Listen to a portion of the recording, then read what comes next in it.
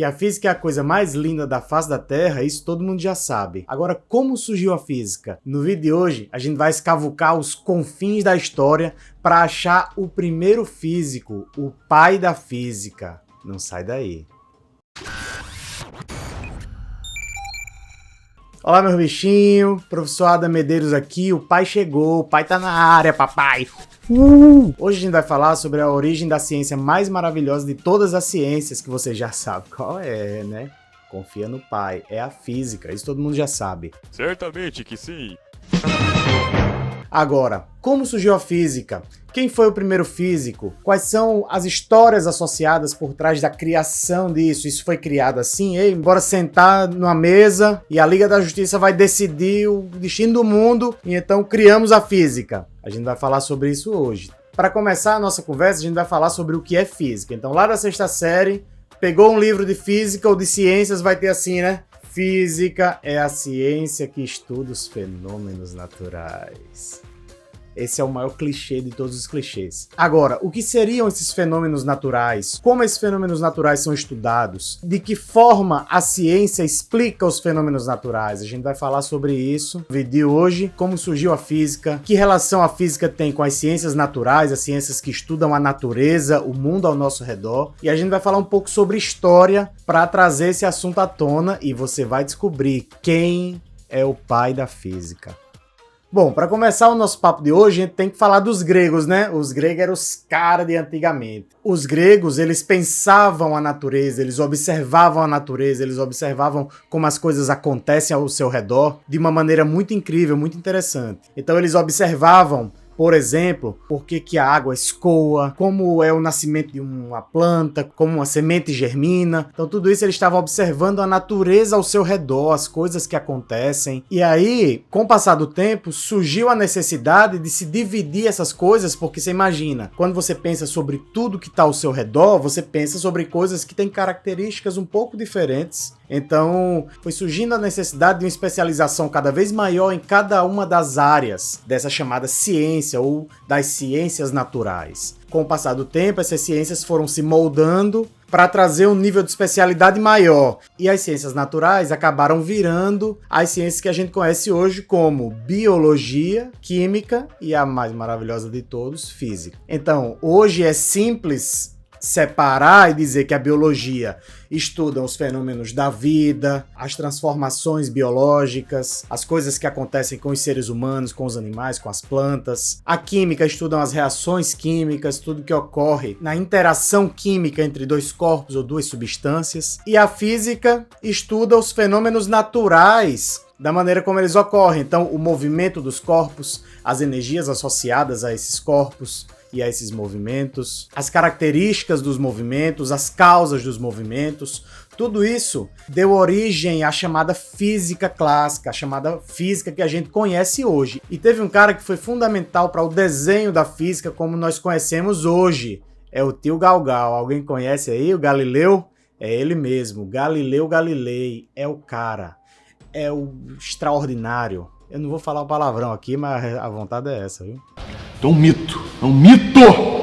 O Gal, ele teve uma sacada incrível, que foi associar os fenômenos físicos, os fenômenos da natureza que ocorriam ao seu redor, com a matemática. Então, explicar o mundo, explicar a natureza, explicar os fenômenos através da matemática. Essa foi uma das grandes sacadas do Galileu e até hoje a física é indissociada da matemática. Por isso que muitos de vocês têm reticência em não gostar de física porque acha difícil, porque é complicado, mas na verdade a matemática por trás da física é o que dá a beleza, é o que acompanha os fenômenos naturais. É fácil você dizer, se eu soltar uma folha de papel, ela vai cair. Se eu soltar 10 vezes, ela vai cair. Se eu soltar 1000 vezes, ela vai cair as 1000 vezes. Mas por que essa folha de papel cai? Então a física se preocupa com isso. Como ela cai? A física se preocupa com isso. Com que velocidade ela cai? Ela se preocupa com isso. E não sai daí que a gente vai fazer um experimento com essa folhinha, viu?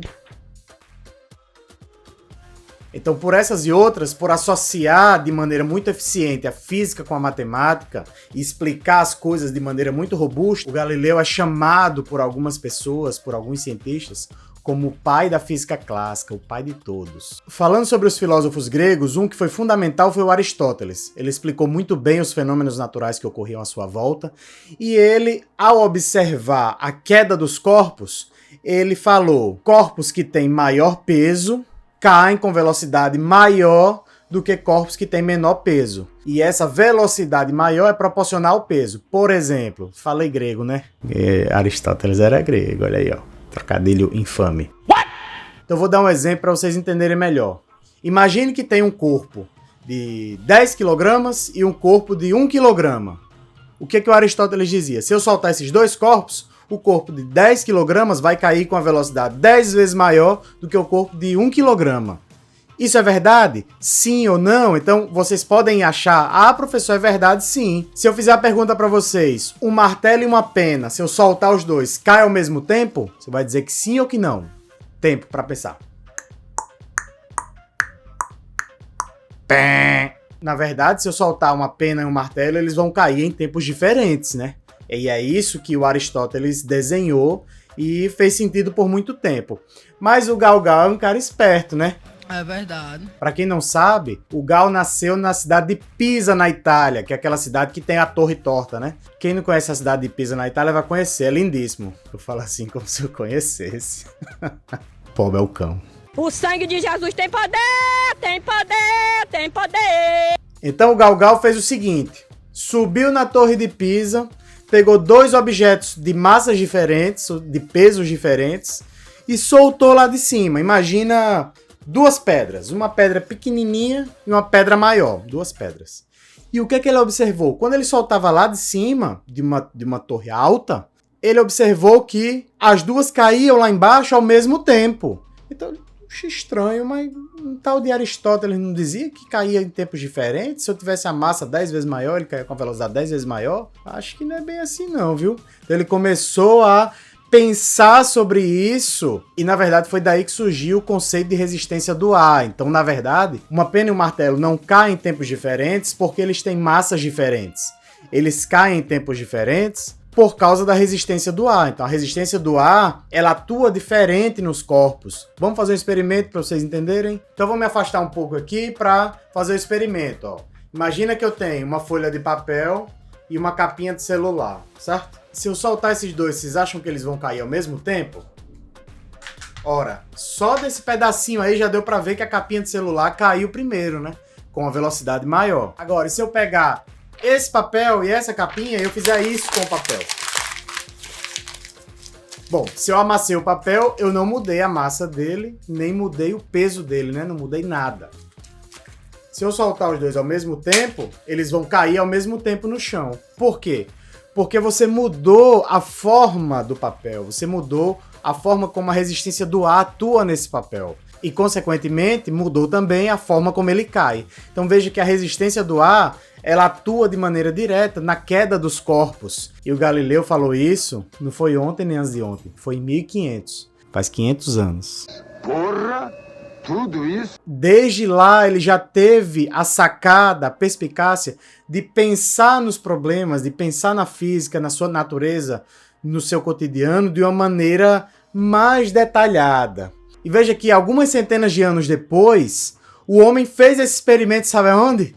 Na Lua, isso mesmo. Os astronautas levaram uma pena e um martelo para a Lua e eles fizeram o seguinte experimento que está aparecendo aqui, ó. Eles soltaram uma pena e um martelo e eles viram que a pena e o martelo caíam exatamente ao mesmo tempo na Lua.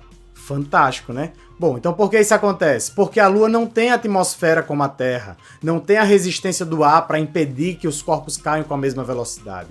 Existem vídeos também na internet que mostram câmaras de vácuo na Terra e dois corpos caem também ao mesmo tempo. Então, na ausência de resistência do ar, ou seja, quando não tem ar, quando não tem atmosfera, os corpos caem ao mesmo tempo. Veja como a física é linda, como a física é bela. Você pensar de uma maneira um pouco mais profunda sobre um problema, você vai ter uma diferente solução para esse problema, um diferente pensamento, E esse pensamento vai se aproximar mais da melhor forma possível de explicar o mundo ao nosso redor, de explicar o nosso dia a dia, de explicar a natureza. Então, gente, esse foi o vídeo de hoje. Para saber mais sobre física, assista todos os vídeos que estão aqui no canal. Inscreva-se aqui, curta os vídeos, deixe comentário de que tipo de vídeo você quer ver aqui, que a gente vai trazer séries muito especiais. Siga-nos também nas redes sociais, Instagram, TikTok, Facebook.